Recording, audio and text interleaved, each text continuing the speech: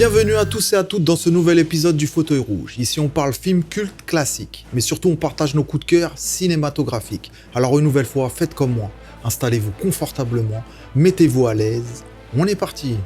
Aujourd'hui c'est du film Bloodsport que je viens vous parler, sorti en 1988.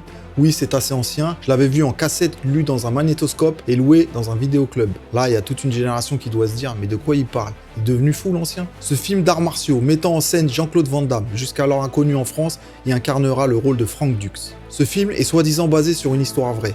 Bien que fortement remise en question, on dira que c'est un film très romancé. C'est donc l'histoire de Frank Dux, un ancien militaire qui va participer à un tournoi clandestin d'arts martiaux à Hong Kong, nommé le Kumite. Réputé pour sa brutalité, effectivement, c'est un tournoi pas du tout codifié. Chacun vient avec ses compétences et tu gagnes que lorsque tu mets ton adversaire KO ou quand le mec dit « maté ».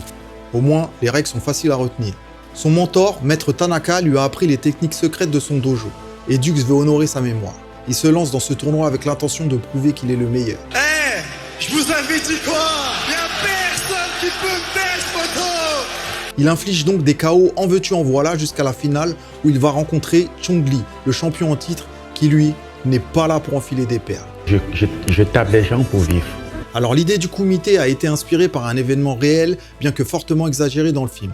Le fameux Frank Dux a affirmé avoir participé à un tournoi clandestin en Asie dans les années 70, mais les détails réels de l'histoire sont contestés. Il faut savoir que c'est un film à petit budget, pas du tout une grosse production hollywoodienne, et du coup, peu d'effets spéciaux. Quelques ralentis pour appuyer les actions, mais on voit qu'ils ont surtout travaillé sur les chorégraphies, qui, faut l'avouer pour l'époque, étaient plutôt impressionnants. Comme quoi, avec des bouts de ficelle, on peut faire de grandes choses. Comme dirait notre cher ami Elix. Voilà, j'espère que ce nouvel épisode du Fauteuil Rouge vous a plu. Je vous donne rendez-vous la semaine prochaine pour un nouveau coup de cœur. Jusque là, prenez bien soin de vous.